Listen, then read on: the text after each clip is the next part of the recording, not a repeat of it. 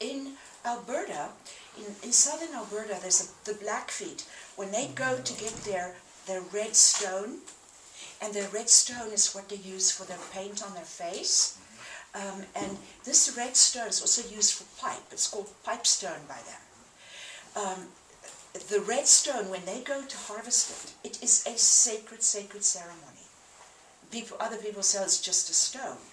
It's a very sacred ceremony when you take something from nature, whether you are harvesting your wheat or whether you are working with an animal.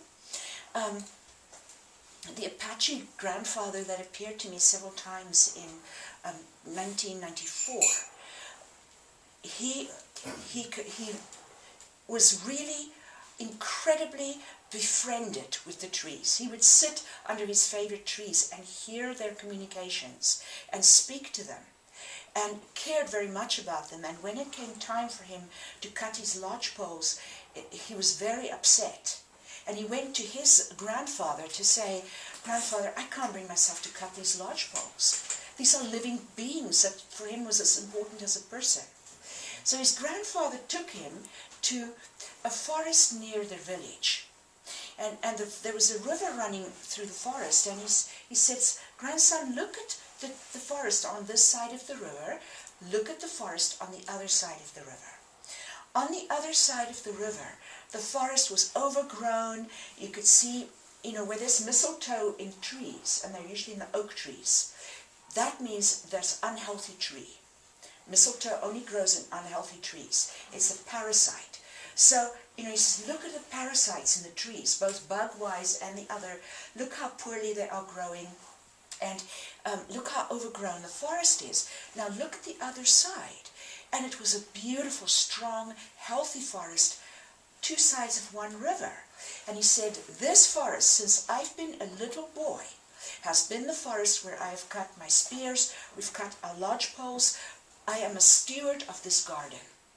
And I cut them in a way that it allows the other trees to go more strong.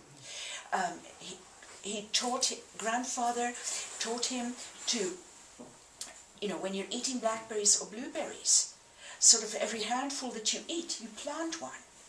We are stewards of the earth, and as such, every life form is sacred. So if I was to build a wall, let's say that wall, for example, which has stones in it, if I was to build that wall, I would ask permission of the rocks before shaking them? Yes, you would. You would talk to them, you'd tell them how wonderful it's going to be part of our family. Yes, you would. And there is the issue of how many feelings can be felt. If you just aimlessly throw them around with, like Jeline might throw one to break it on the other rocks, that hurts them, their awareness, because they're not appreciated. It's the appreciation that matters so much. Indigenous peoples have known this. That's why they've just offered tobacco. When I have harvested my sweetgrass or my sage, I love the California sage. It's the broad white leaf is so full of power.